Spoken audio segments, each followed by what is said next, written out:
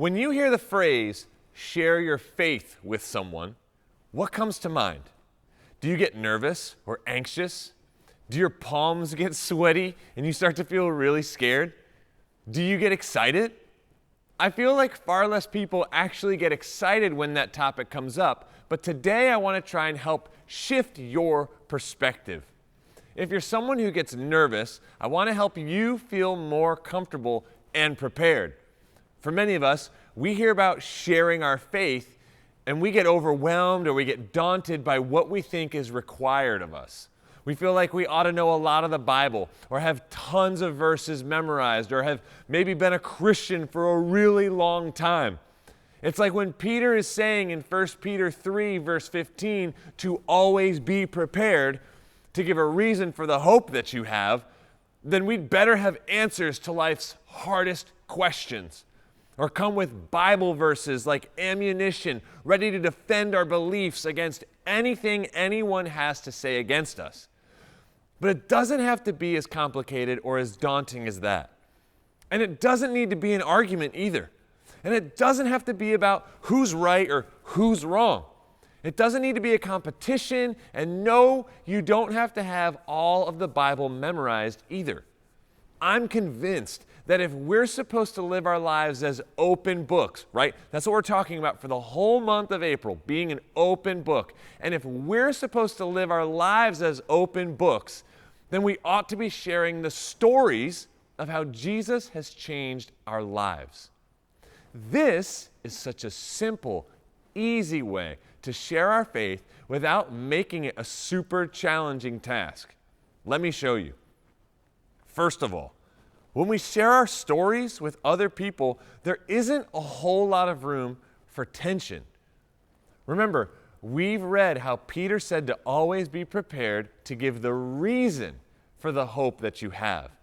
But don't miss this. He also says to do this with two things. We've said it a bunch of times, with gentleness and respect.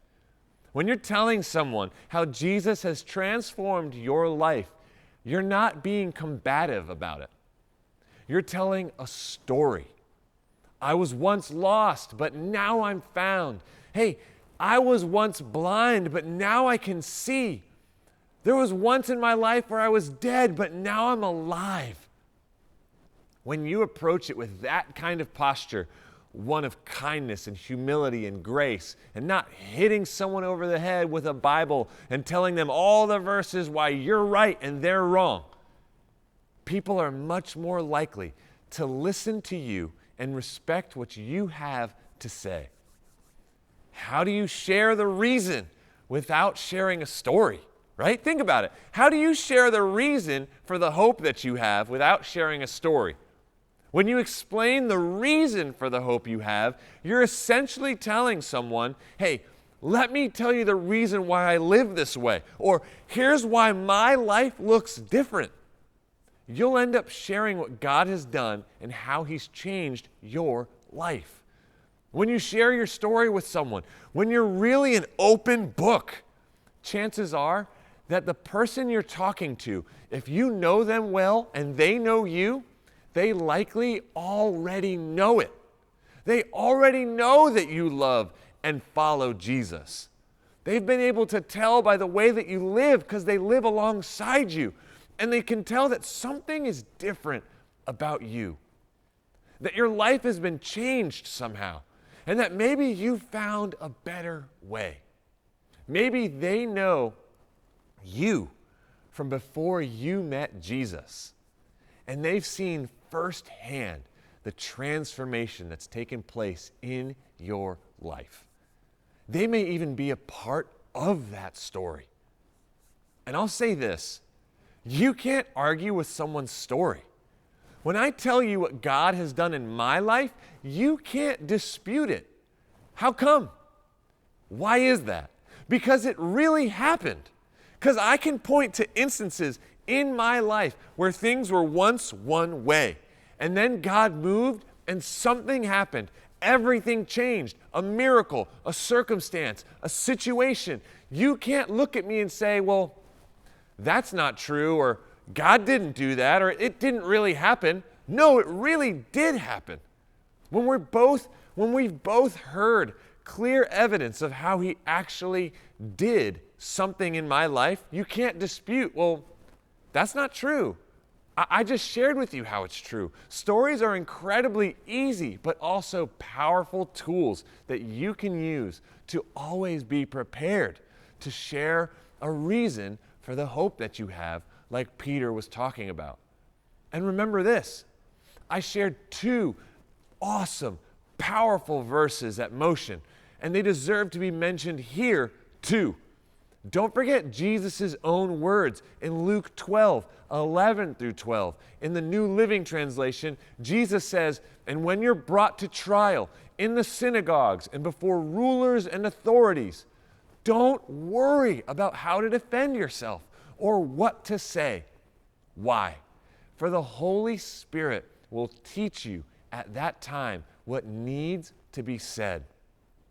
In Mark 13:11, Jesus reiterates this point and says, "Just say what God tells you at that time, for it is not you who will be speaking, but the Holy Spirit." You guys, listen, don't miss this. The Holy Spirit speaks through you as you share your story. As you tell people about him, he will be with you. When you're put on the spot, when someone asks you to give a reason for the hope you have, remember what we just read in Romans 15:13 at Motion Night. Paul says, "I pray that God, the source of hope, will fill you completely with joy and peace because you trust in him. Then you will overflow with confident hope." Through who? The power of the Holy Spirit. The Holy Spirit gives you confidence to speak about Jesus to other people, to tell your story, to tell about what he's done. You're never alone. You're never on your own. And I'm telling you, when you practice the A in SLAP, right? Remember I talked about SLAP. When you practice the A, which was ask the Holy Spirit to provide you opportunities to speak about Jesus, he will. Chapel students, listen to me. We can't be selfish. We can't keep this to ourselves. There's a world around us. There are students that you know who don't know Jesus and don't know the truth. But get this, they need to. They need to know the truth. So be an open book. Let the Holy Spirit move through you and share the stories of the great things he has done. Man, this series has been awesome.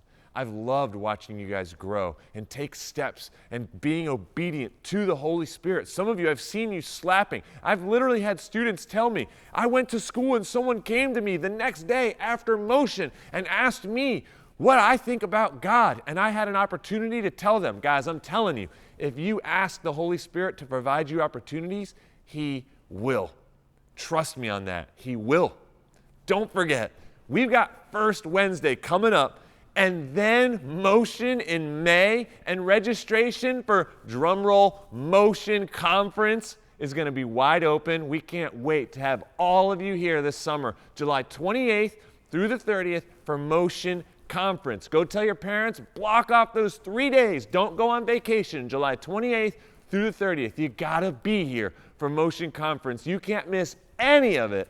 You guys, I love you. I'm praying for you, and I'll see you real soon. Have a great week.